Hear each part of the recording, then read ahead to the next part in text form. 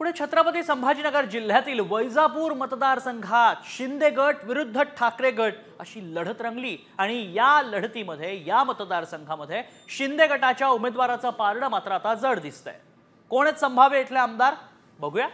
आपण जर पाहिलं तर शिंदे गटाकडून रमेश बोरनारे विरुद्ध ठाकरे गटाकडून दिनेश परदेशी अशी दुहेरी लढत या ठिकाणी होती। वैजापूरमधून दोन उमेदवार होते आणि आता वैजापूरकरांनी कौल दिला आहे तो शिंदे गटाचे रमेश बोरनारे यांना। रमेश बोरनारे हेच वैजापुरातून संभाव्य आमदार म्हणून पुढे येतात। अगदी आणि रमेश बोरनारे संभाव्य आमदार असण्याची काय कारण आहेत जाणून घेऊयात आमचे प्रतिनिधी माधव साबरगावे यांच्याकडून।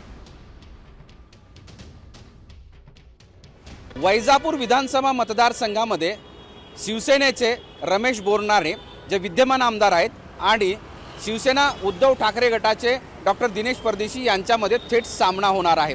यामध्ये रमेश बोरनारे हे दुसऱ्यांदा आमदार होतील असा अंदाज वर्तविला जातोय, कारण गेल्या काही वर्षांपासून त्यांनी या मतदारसंघामध्ये अनेक कामं केल्याचा दावा काही मतदार करतायत, काही लोक करतायत।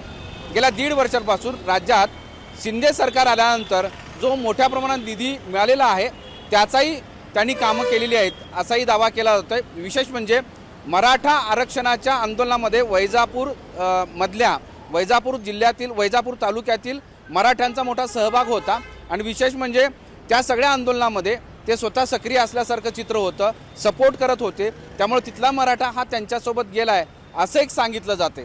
दुसरीकडे दिनेश परदेशी हे यापूर्वी वेगवेगळ्या पक्षामध्ये होते, निवडणुकीच्या काळामध्ये ते उद्धव ठाकरे गटाच्या शिवसेनेत दाखल झाले, त्यांना तिकीट मिळालं, पण त्यांचा प्रभाव हा वैजापूर शहरामध्ये चांगला आहे पण ग्रामीण भागामध्ये नाही, त्यामुळं त्यांची ग्रामीण भागामध्ये पिछेहाट होईल असा एक अंदाज आहे।